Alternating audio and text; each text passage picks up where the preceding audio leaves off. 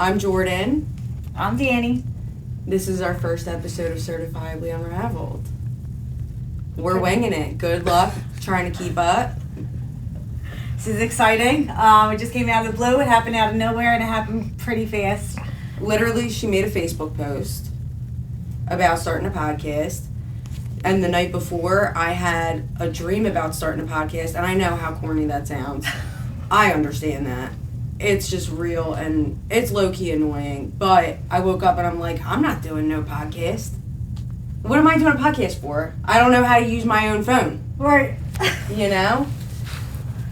But then Danny made this Facebook post and I was like, fuck it. I want to do a podcast. Literally happened just like that. I made a post talking about the good thing about my trauma is like I'm hilarious, and I think I should have a podcast because honestly, like I'm funny as shit. She's funny as shit. She hopped on. Joe hopped on. It happened so fast, and here we are. What, like a month or two in, guys? I think we're at like 4.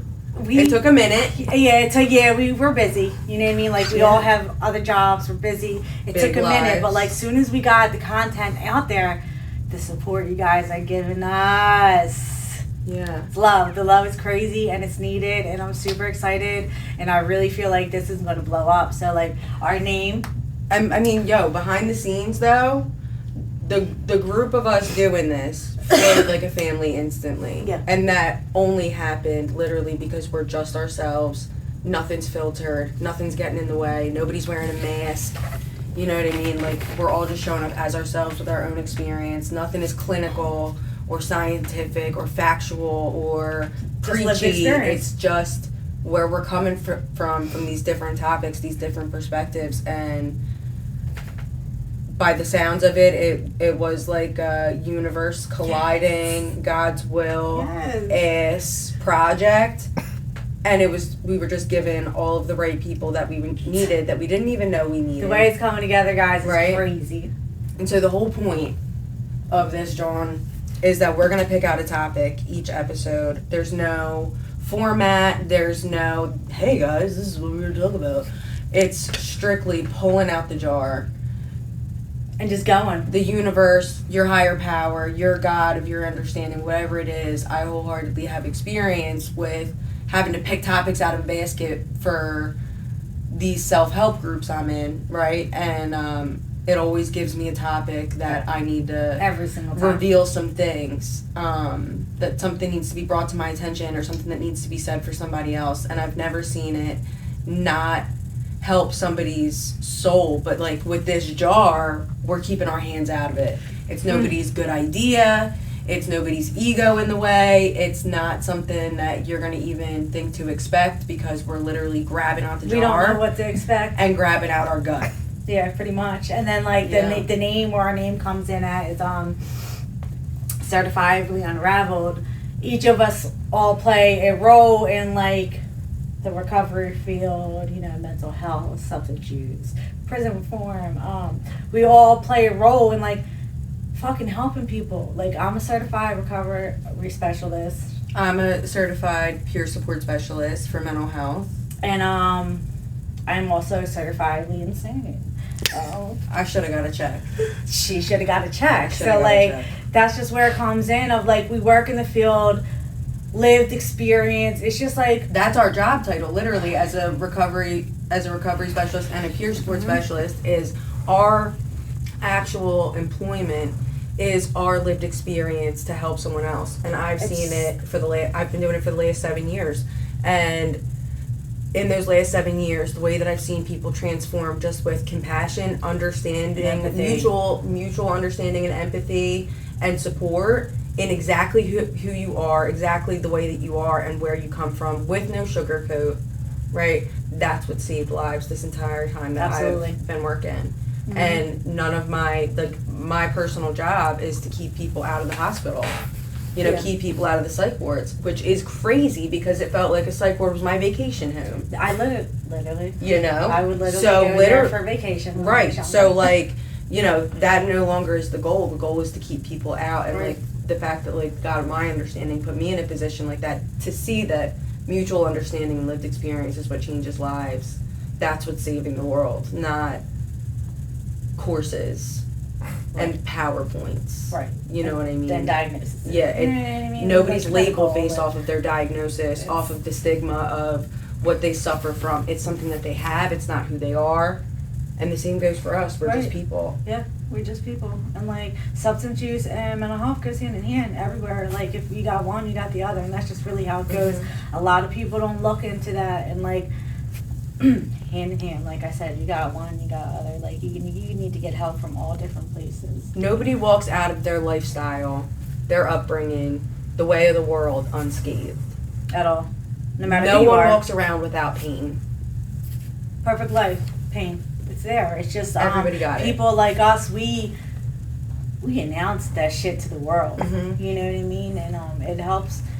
It helps. I think everybody needs some type of self-help, no matter like mental illness, substance use, anything. Like people just need to grow, and everybody has an addiction. Everybody got food. Everybody got the vanity with wanting to work out or have the perfect body, the perfect face, and all the things, you know, like it's there in every aspect of life. People just don't see it, so like we're going to show you. Every household has someone that struggles with their mental health or addiction or just personal emotional struggles that they don't know how to get through. That's just real life, and it's made to not look that way, and we're shattering that glass. Why not? That ceiling's gone. Just want to help. Like that's really what I feel like I'm here for, is just to help. And my experience, I've been through like everything. When you go through everything, you can help anybody through everything. You know what I mean? So it's just I don't know. I think this is a perfect platform. I think we'll do great. I think the jug is like perfect because like me, guys, I'm a control freak. Like they walked in saying like we're going live and we're doing this, and I'm like, what? You guys are changing everything up right before like I'm a control freak. So this right here, like shake this bad boy up, pull it out, top it, boom, off the head. Your higher powers will. It's coming out of me. It's nothing that's recited, you know. And I speak sometimes to people, you know, to help. Like I go out and speak places, and that's always what I do. Like I'll pray before. Not super religious, so like whatever works for you works. For me, it's I don't know what it is, but I feel it inside of me. So like I'll pray before I speak, and I always say just speak honestly through me. Put my ego aside and speak honestly. I never think about what I'm gonna speak about, and then it just flows because you just gotta take it out of your hands. And for somebody like me, that's hard as shit. But it's time to save the world. Alright, you're up. You're first. Here we go. How'd I know it was coming? 2 more minutes. 2 more minutes. Alright.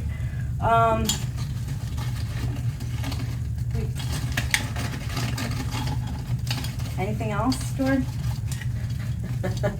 No, I'm excited to see what got thrown into your lap. That's it's me. Yeah, you're up. Yo, you're tripping. Self-esteem. Oh, bitch, you should have got it from me. What was yours? I don't know what it's going. Good. Self-esteem, let's do it. Let's do it. Don't be funny. I'm gonna spray my coffee everywhere. Oh, yeah, man. the first one's self-esteem.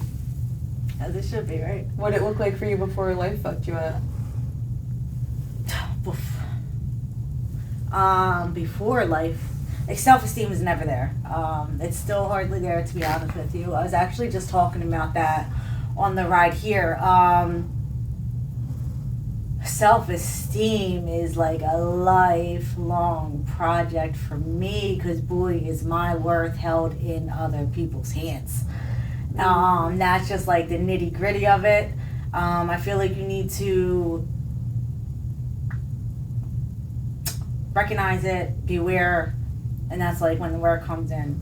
I don't know, self-esteem is just that's like a real tough subject for me because it's something like that I try hard, but like the fact of the matter is like my worth for me right now, you know, just where I'm at in life, it's relies around the people around me. Like that's where my worth lies, and the people in the hands of other people. And like I'm working right now so hard to like love myself.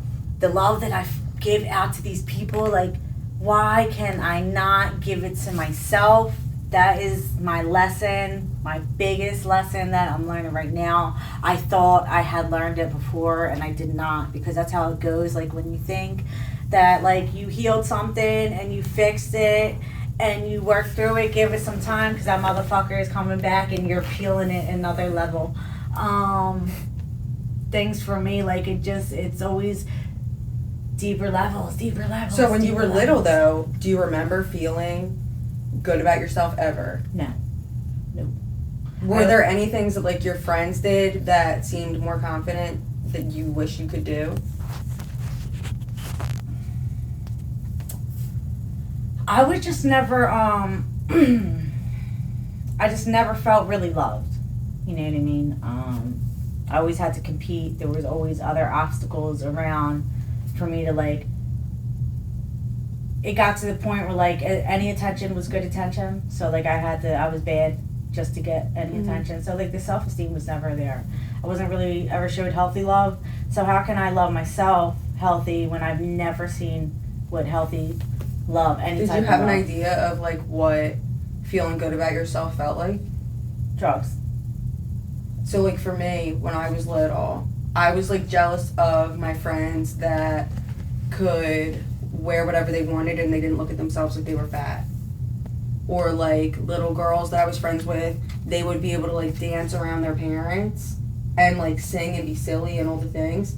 And I didn't have that. I felt like there was a certain point where like trauma came in and I no longer danced around the house or sang or any of those things that made me feel completely free and like out of my body in like an innocent way. I don't think I've ever Like there was never a time then after that where like I could put on an outfit and I would just was like, okay, that's cute. Or like I could confidently tell you I like this band or I like this song and stand on it. Right. Or like that person's my friend, don't talk about him like that and stand on it. Like those things were hard to do. And the longer that I've worked on myself, I guess I've noticed, like I've broken it all the way down. From being a little girl, things that I was jealous of my friends freely being able to do. Like just pick out their own fucking outfit and feel cute. Right. Or like be themselves. Like I have friends that I grew up with that were so goofy and silly and fucking weird or gross and they stood on it. Right. And I couldn't. Right. I had to put on a mask of everybody else. What everybody else wants you to be. Yes. Mm-hmm. With whoever I was around. Yeah. The only thing that I could confidently be on a regular basis was like somebody else. Like violent. Mm-hmm. Like I was like, what am I? Right. You know? Mm-hmm. I really don't know who I thought I was. Right. But like I had my confidence and my self-worth in fighting people. Mm-hmm. Or dating. Mm-hmm. And having that void filled that way. Mm-hmm. Of telling me internally that I was good enough. Mm-hmm. Or like perform well enough in school, right? Where I'm like, okay, I'm good enough. And then when I couldn't, it was like an immediate up here to down here, you know? And then like, I'm telling you, I picked this shit apart so heavy because I was so sick of like being stuck in my own way. That's where I'm at. And like just letting these crummy ass people that I either date or were friends with that weren't really my friends, you know what I mean? Like having these, even family, people around me that like moved grimy and I was looking for their approval. What? Right. Like, are you anything I want to be? Absolutely not. And then the work began. Mm-hmm. You know, that's when the work like really started. And I started to dissect like the childhood things, like things that I wish that I could do. And then like the longer I stayed clean, right? I went to a fucking Backstreet Boys concert. And with my childhood best friend, right? I've been friends with her, best friends with her since I was 4 years old. I love that. So we used to, when we were younger, she was the only person I could act a fool with. Right. Because she knew my home life. She knew what the inside and outside looked like, right? So like I was comfortable with her. Mm-hmm. So like she knew me through and through. So like we would be doing the weirdest shit, bro.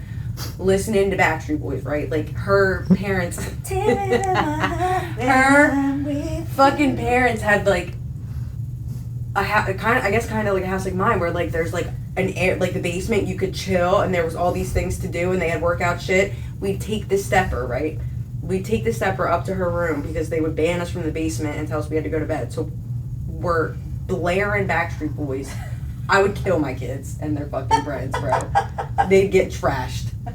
So we steal the stepper, we go upstairs, and we're going from the bed to the desk chair to the stepper, singing Backstreet Boys like nutcases. Having the time left? Like, right? And so then, like, we went out and we went to see the Backstreet Boys, and I'm just belting it the fuck out. I don't give a fuck. I'm living a childhood thing that I wasn't given, right? So she talks to me later, and she's like, I want that. Just to be able to do it. She was like, you weren't drinking or doing anything. You weren't trying to impress some guy. You were just having fun, and I just want that. That's hard to do for some people. And that was like a milestone in like that self-esteem building that like I noticed like, yo, I'm a little bit more free than I was, you know? And then like the more time that had gone on, like lots of pain, lots of therapy, right? Lots of codependent relationships, right? That was actually really right about the time that I cut off the last really toxic relationship that I was in. Okay.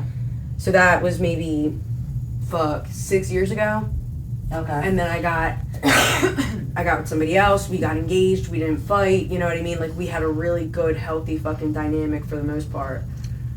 And it still didn't work out. And that didn't crush my self-esteem. And then I noticed, natural, right? Yeah, it was just natural. And I just noticed that for once, like, it was okay that we didn't work out. That doesn't mean something's wrong with her. It doesn't mean something's wrong with me. Yeah, It just means that it didn't work. Like, we just aren't the right fit. And that was okay. That's and, like, peace. I didn't, yes. You got peace. That's you're living in your higher power's will. Like, that's lost, like, you gave up control, you gave up your will, that's peace, and, like, that's what I'm going for. Exactly. And, like, that whole thing about, you said about not being loved and not feeling like you grew up with, like, an example of love, right? Like, that's so real.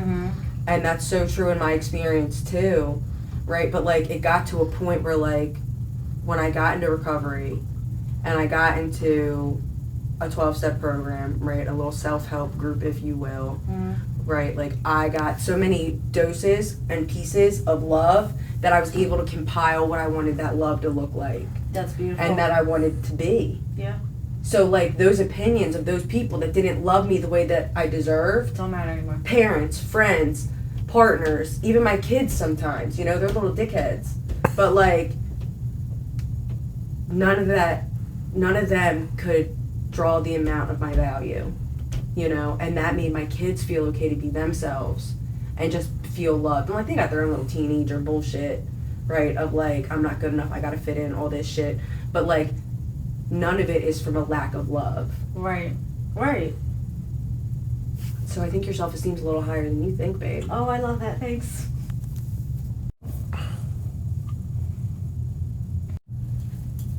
Alright, let's do it. Let's get another one. See what you got for me. Let's see what we got for girl. There it is. There it is. You don't even get to pick. I don't want to know. You know how we're going to be nuts. Let's see. It's going to wear.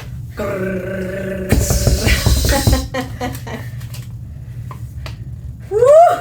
See how he does it? Role models. What are those? What are those? What are those? Oh man, role models is a fucking great topic for me. I had none, dude. When I tell you I had no role models or no goals, I didn't even, I never, like, I recently just started getting goals. Like, The goals was just to have more money. And just to be well. I didn't even need any of that. I just had never had any goals. Role models is, I had shit role models. I'm like sitting here like trying to think of like a good one, and I am having a really really hard time of a good role model. You know what my first one was? I think was a teacher. I was like trying to think that I was because like I had a couple teachers that were like really, and like my grandma, my mom, like they were just really nurturing. And, like, they were just the kind of people that you could just run up and hug. and they just hugged you back with like a big smile. Right. Like initially that was the goal. Yeah. Was just to feel however you felt to be able to do that for a kid. Yeah. Like I try, like, on the flip side of, like, me being a role model for my children, it's hard because I'm more of a, like, do as I say, not as I do. You know what I mean? Especially because of the way I moved and how I had to learn how to, like, do everything on my own. So, like, I really don't know. You know what I mean? Like, everything I do, everything, I'm just winging it, like, learning how to be a mom, learning how to be an adult, winging it. So, like, it's so hard to be a role model for your children when you're healing and working on yourself so much. Like, how am I supposed to be a role model to these kids when I have no idea what I'm doing? Like, even today, like, I know, like, my oldest one, you know, she's watched me as a kid. Like, I got pregnant when I was 19, so, like, we grew up together. She has just watched me transform. So, like, that plays into my self-esteem too, because like on my end I have low self-esteem, so I'm saying, listen to what I'm saying. My daughter has watched me transform my life. I mean, I have 2 careers, I have all the things that a normal person has, and I would still sit here and say to myself, but I'm not a good role model.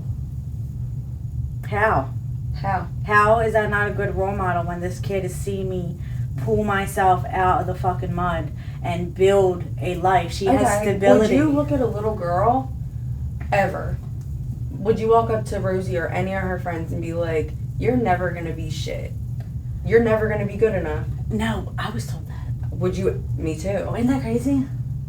That is crazy. Don't get me on my resentment kick. I can get there quick. I'll come back quick, but I'll get there way too quick. But no, I could never, because.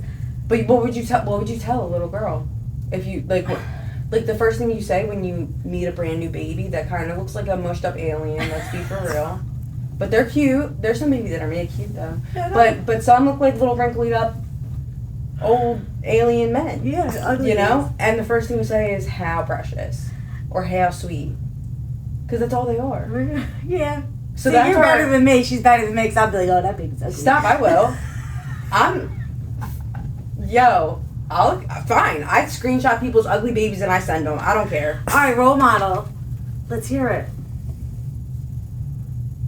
Okay, so what's like the bones of a good person for you? Man, just a good person, not one that's established with the money. Yeah, no, that has nothing to do with anybody being a good person can have at that. all. None of that. Loyalty, honesty, patience. Let's not forget about that. Like, all those are a good person. The heart, like empathy. You need to have all of that to be a good person. Really, it's just like the What heart. does it feel like when you give that? What do you mean? Because you have those things. Yeah. So what do you feel like when you have empathy? That's my being. Empathy is who I am as a person. Empathy is my greatest gift and my greatest curse. So, like, that's just empathetic is me. It's not a state. It's a being. It's who I am. So what do you feel like when you see somebody struggling? What's like your gut feel like? Oh, you just gotta. There's different ways actually. Like, of course you just help, but then like sometimes my gut is you just need to leave them where they're at. 100%. You know what I mean? It can feel both ways. Yeah, absolutely. That's great. That's great how you did that. You see how she did that? That's great. But it can be both. It can be like, yo, I love you, but like clearly you need some experience, and that experience is going to be some pain. Pain, and we can recognize that because empathy is giving what we have from where we come from, period. So like when we're reaching out, like when I see somebody struggling, my first reaction is just like when a little kid falls, like, oh my God, what do you need? How can I help? Yeah. Everything's fine. You got to really learn how to not to do that. Everything's fine. It just hurts. What do you need? Right? And sometimes people don't know what they need. Usually that means they need some more pain. That was great. And then you just got to take a couple steps back and watch from afar. Like, and in my opinion, when that becomes the case, like being that unconditional, empathetic type of role model is like, I'm going to keep doing the right thing that I've been doing. I'm going to keep helping people that want it. That's it. right? Like, acceptance. I'm going to keep doing what is required of me in each role of my life, right? Like, so that means getting up with my kids, to get them on the bus, to get them, try to make sure they're fucking bathed because boys are nasty. Like, why not? Yo, I used to have to hold up my oldest at gunpoint with a Nerf gun to get him in the shower. Dirtball. Like, come on now. I had to stand there and be like, get the soap. You Like, want to see what type of role model I am? You want to see what type of role models I am? And I mean, now, Get the soap. now I'm patient. I'm not. Now I let them fuck up a little bit. You know? Like, That's my, literally, That's hard. I couldn't tell you that I have one specific role model, right? I have dozens that's great. of different women that have shown me characteristics Yes. that I want, like to be more gentle, to be more patient, to be less rugged, to be less quick to like, what the fuck are you doing, and being like, what do you need? Instead. Pause. That pause button. The pause is it. Ooh. The pause is the that's the key. platform. That's the fucking key. That's the platform of a fucking role model. Is a pause. Mm-hmm. You don't gotta quick spend the money. You don't gotta quick React. go apply for the job. Right. You don't gotta quick panic or quick snap or Right. quick be like, clean this up. Like, it can be like, yo, did you do that? Go get it done. That's it. Period. That's it. You know? That's it. And for somebody like me, like my emotions, I'm a feeler. I feel everything. Do you think that's what you needed the most, was to be shown how to feel? Oh yeah, I'm still learning how to identify my emotions. When I was in treatment, they made me walk around with that feeling wheel because I don't know how to identify feelings. Like, I am all these years later into this, I am still learning to identify them. I think I'm just there, and now like it's, all right, you identified them. This is how you deal with it. Yeah. You know what I mean? It took me years to learn how to identify. Do you let your some girls shit. feel your feelings? Feel their feelings? I'm learning to. Aviana now.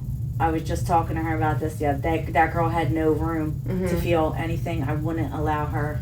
So like, and it shows. That's a product of how we grew up. Yes, it shows. And then Rosalie, I have so much more patience, especially because she feels as big as me.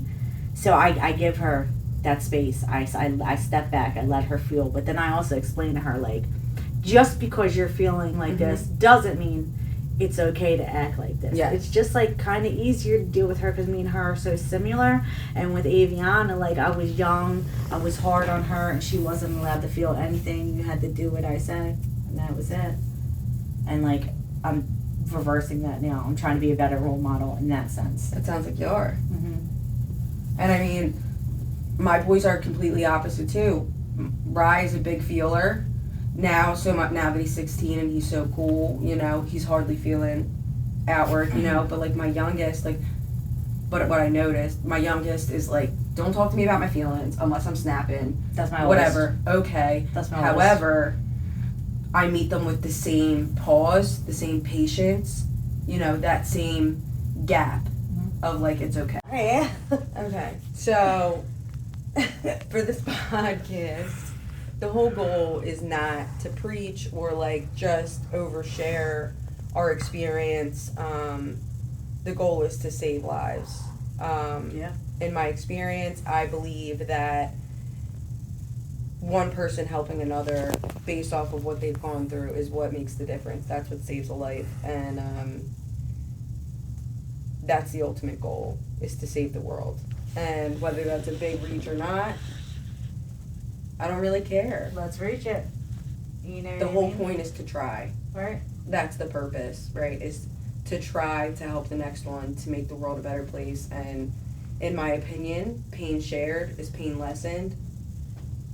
And this isn't going to just be us all the time. You know, we're going to have our guys from behind the scenes hop on here and there and talk their shit. You know, we're going to have other people that want to share their lived experience. But the catch is that it is openly. You know, once you walk through the door and you come down these steps and you plop on this couch, there's no more masks. We're not doing the fake shit. We're not doing the, I have a business, so I can only say this. Then you're not, but you don't Then don't come on. here. Like, you Then really don't come on. Like, That's okay.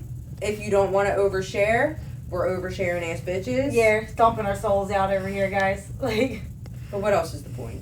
right. You know? So, like, my whole thing is, like, if you feel like you were meant for more or have something to say Dude, based off of what you were going through, hit us up. We're going to start making a schedule of having somebody on once or twice a month. You'll have a new episode weekly. And you're just going to watch us unravel naturally. And hopefully in that process, so do you. I was talking to, I was talking on the ride here about, like, how cool it is going to be. Because, like, just where I'm at in life and my journey is, like, I'm in some pain right now. You know what I mean? Like, that's just where I'm at, and, like, I'm embracing it. But right now, like, I am in so much pain, and, like, with pain comes transformation.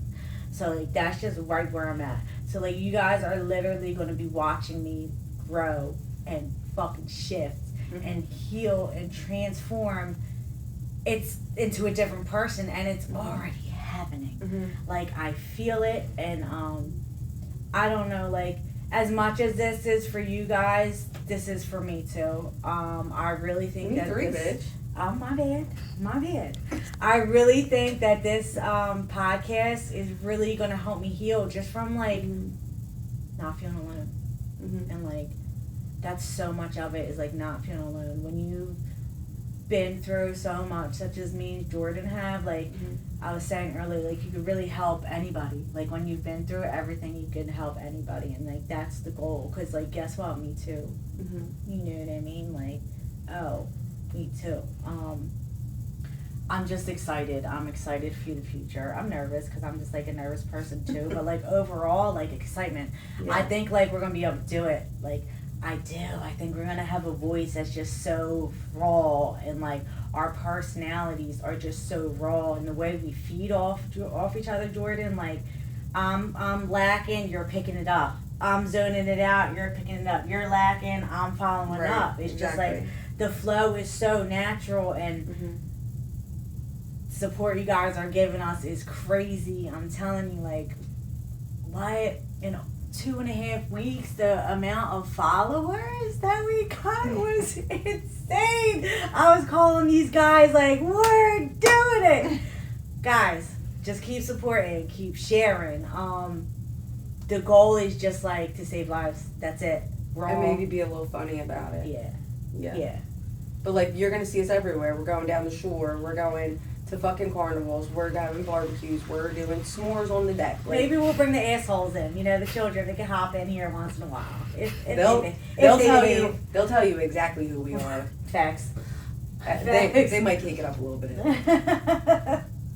But no, like, that's I think everything's. I think just the way this thing is coming together, it's all, like, somebody else's will. The way everything is laid out, the way we have it laid out, it's so, like, we don't have control. For somebody like me not being in control, and we're starting this is new. We're starting a movement. Whether it's a movement of just us, a movement of just us and 3 people, a movement of just us and just our families that change and grow and recover and heal.